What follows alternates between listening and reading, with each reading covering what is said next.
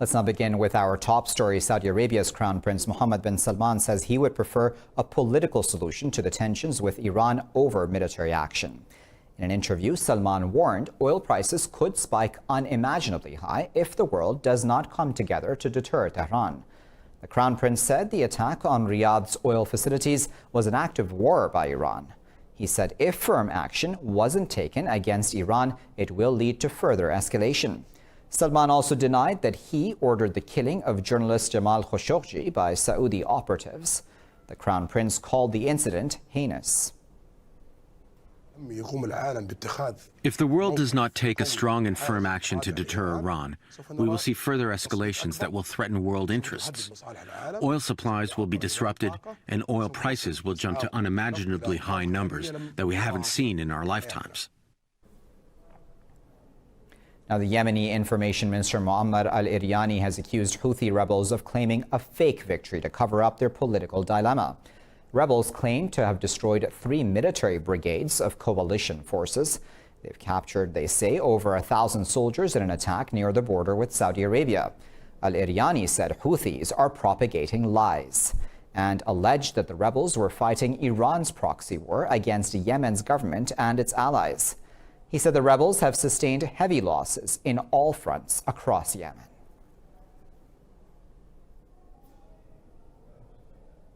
Iran has declared its support for the ceasefire proposed by Yemen's Houthis. Houthis offered to stop drone and missile attacks into Saudi Arabia in return for a full end to the Saudi bombardment. Iran's foreign ministry spokesman Abbas Mousavi says the move will lead to regional stability and security.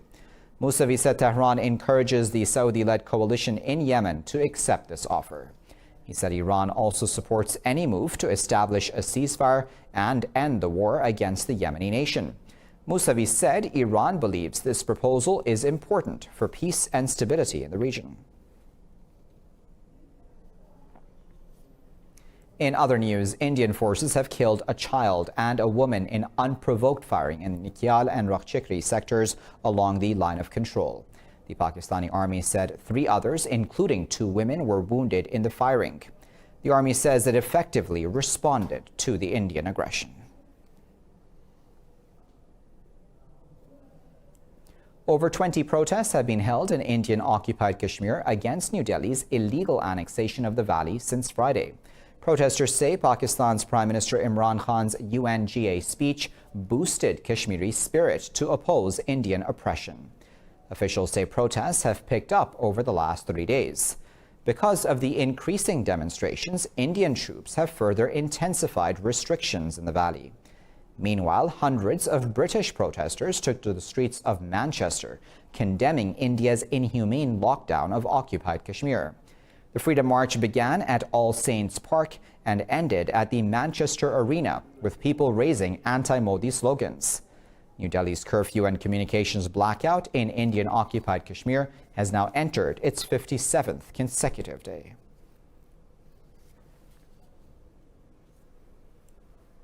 Well, Pakistan's Prime Minister Imran Khan has visited Azad Kashmir's southern Mirpur district to express solidarity with earthquake victims. During the visit, Prime Minister Khan said he can feel the pain of the people affected by the earthquake. During his visit, Khan was briefed on casualties as well as rescue, relief, and rehabilitation measures taken by AJK officials. A 5.8 magnitude quake hit the lakeside city and adjoining areas last Tuesday, killing 40 people and injuring over 800 others. Earlier on Friday, the Prime Minister announced 500,000 rupees of compensation for each person killed in the quake.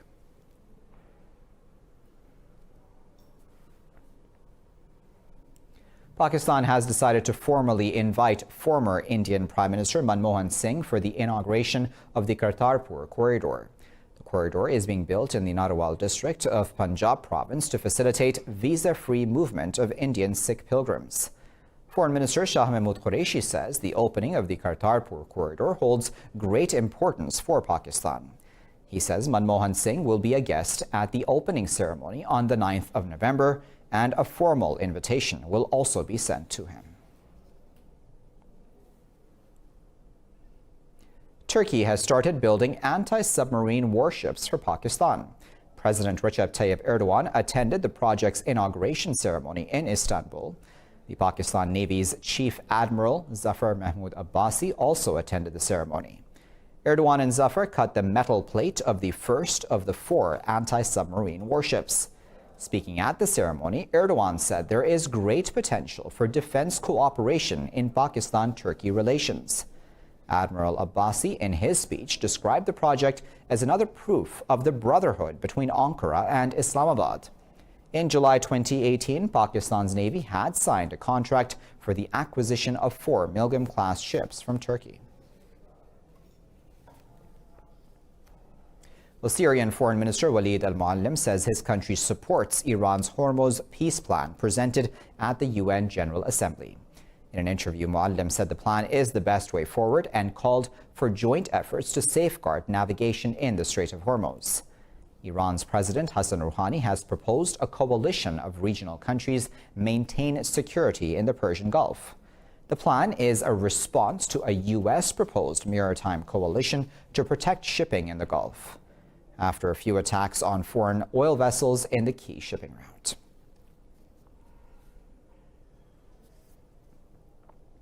Syrian Kurds have criticized the UN-backed Constitutional Committee, saying they are extremely underrepresented. Kurdish official Mustafa Bali said having a couple of Kurds from northeast Syria on the committee is not enough. Bali's remarks came in retaliation to UN Ambassador for Syria, Geir Peterson's comments. Peterson had defended the committee, claiming it had plenty of Kurdish representatives. The Constitutional Committee includes 150 members. It has 50 members from the Syrian government and 50 from the opposition.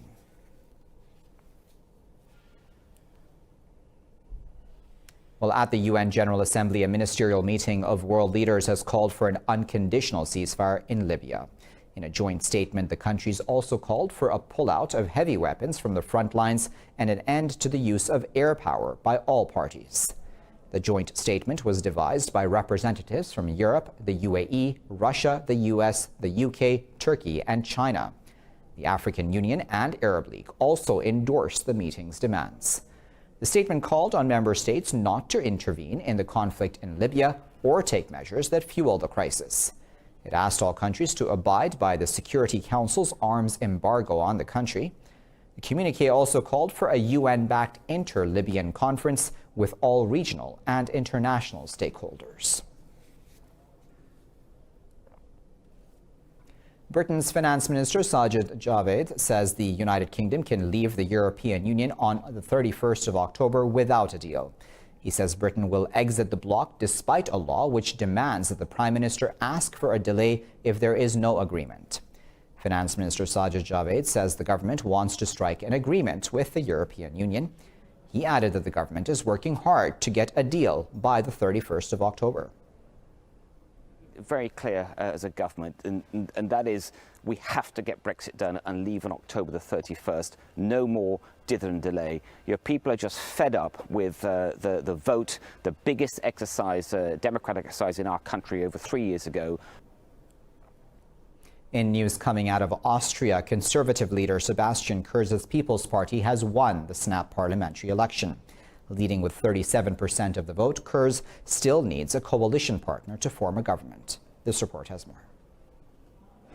Austria's political turmoil, fueled by a video scandal, appears to have ended with the result of Sunday's snap polls. Conservative leader and former Chancellor triumphed in the parliamentary election. The corruption scandal appears to have done little damage, as Kurz managed 17% more votes than last elections. It's a historic day for the People's Party in Austria, and we are so thankful for the support of the people in our country. Now we will try our best to serve the Republic of Austria. Leader of the runner-up, Social Democratic Party, Randy Wagner, is far from satisfied with the results. Norbert Hofer's scandal-tainted far-right Freedom Party took a beating and won only 16% of the ballots. It will be very difficult for the election winner to keep his election promises because Sebastian Kurz will have a difficult time to fulfill his election promises in a coalition with the Greens or the SPO. That will be a challenge. The Greens also made an unpredicted gains, surging with a notable 14% of vote bank.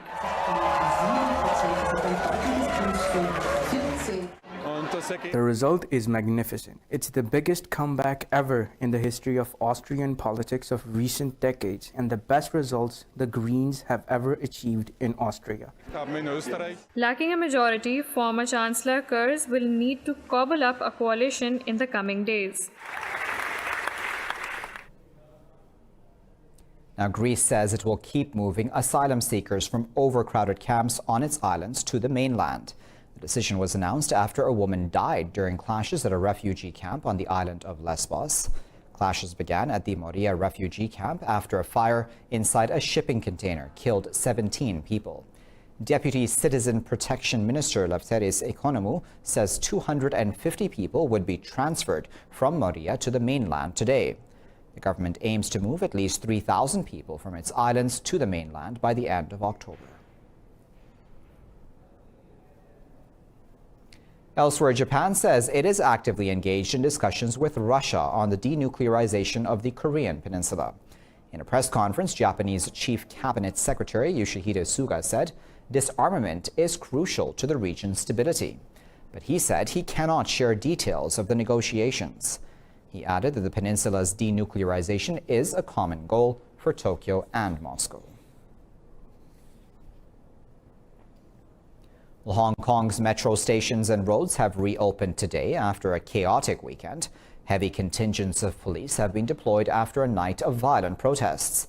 Businesses closed on Sunday as police and demonstrators faced off in intense clashes all night. Police fired tear gas, water cannon, and pepper spray to break up protesters in the busy shopping district. Several activists were arrested after they staged demonstrations from Causeway Bay to Admiralty. Protesters say they will hold mass demonstrations across Hong Kong today and tomorrow.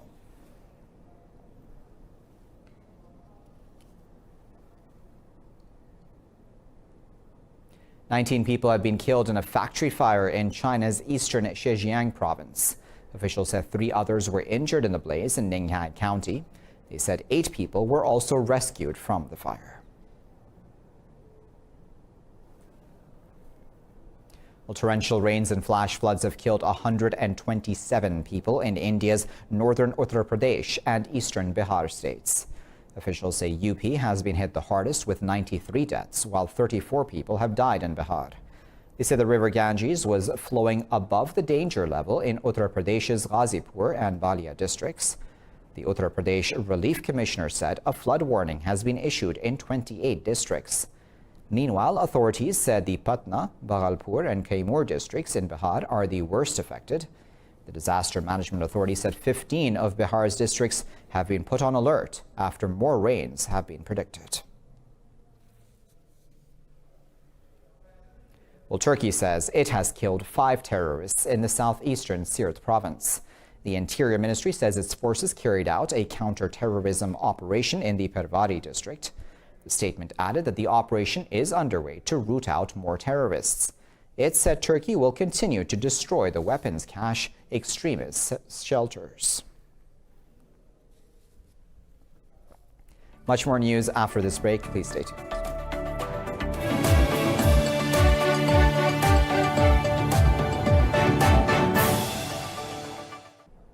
Welcome back. Wealthy countries, including the US, Germany, and the UK, spent less on aid for humanitarian crises last year.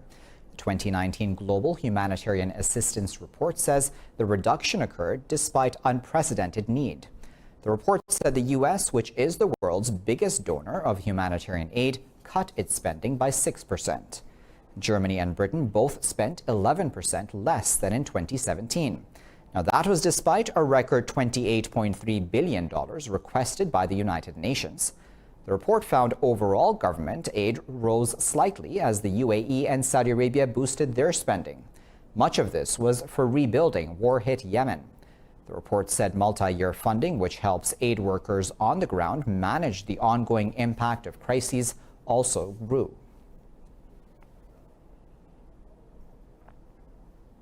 China will hold its biggest ever military parade in Beijing tomorrow on the 70th anniversary of Chairman Mao Zedong's revolution. The massive parade will celebrate Beijing's achievements, defense innovation, homegrown weaponry, and technology. More in this report. Streets, subways, and screens across the country have turned red ahead of the October 1st anniversary. Red banners urge people to rally closer to the Communist Party with Xi Jinping at its core. Enormous flower arrangements in Beijing extol the signature promise of China's leader to realize the Chinese dream. China is getting stronger step by step. As a Chinese person, every year my feeling of pride has grown since I was young until now. So I feel honored to be Chinese. From movie screens to theater stages, China's entertainment industry will also celebrate the anniversary. The play, Battle of Shanghai, to be displayed in theater, aims to vigorously promote patriotism as the core of the national spirit. I really admire our heroic martyrs. I really do. They gave their lives for China's. I hope to spread the positive energy and spirit to more people. The huge celebrations will take place in Tiananmen Square in front of 188 military attaches from 97 countries. Billionaire entrepreneur Elon Musk has unveiled the latest iteration of his space company's newly assembled Starship. This is a speedy development for the SpaceX quest to put humans on the Moon and Mars. More on that now in this report. SpaceX is working closely with the residents of Boca Chica village on a 3-year experimental test program for a new spaceship. Speaking at SpaceX rocket development site in Texas, Elon Musk showed animations of Starship. He also predicted that the rocket's first orbital flight could come in next 6 months, followed by missions to space with humans aboard next year.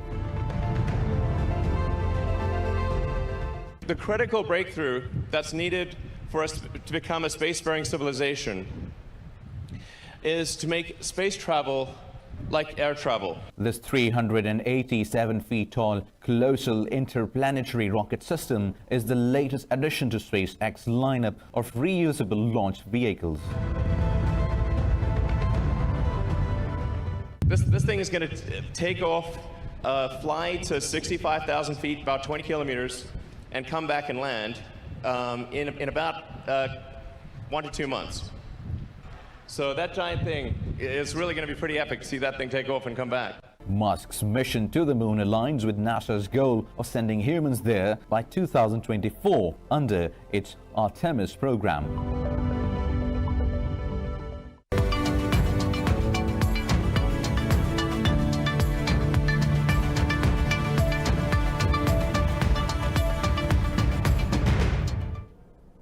Asian stocks are trading mixed today after reports of China's factory activity in September came in above expectations. Markets opened lower over news of Washington's possible delisting of Chinese companies from U.S. stock exchanges. Mainland Chinese stocks slipped by the afternoon, with the Shanghai and Shenzhen stocks shedding around 0.5%. The Hang Seng Index rose over 0.5% as shares of Hong Kong exchanges and clearing surged over 2%. In Japan, the Nikkei 225 slipped more than 0.5% as shares of index heavyweight SoftBank Group plunged more than 2%. The pan-European Euro Stoxx 50, Germany's DAX, slipped marginally, but London's FTSE gained over 1% after opening fractionally lower.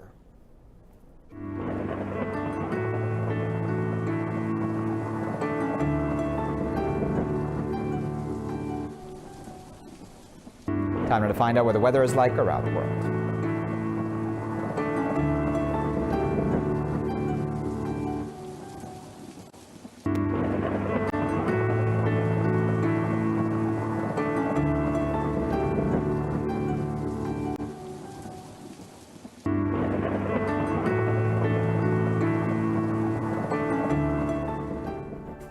And with that, you're all caught up. Thank you for watching this bulletin here on Indus.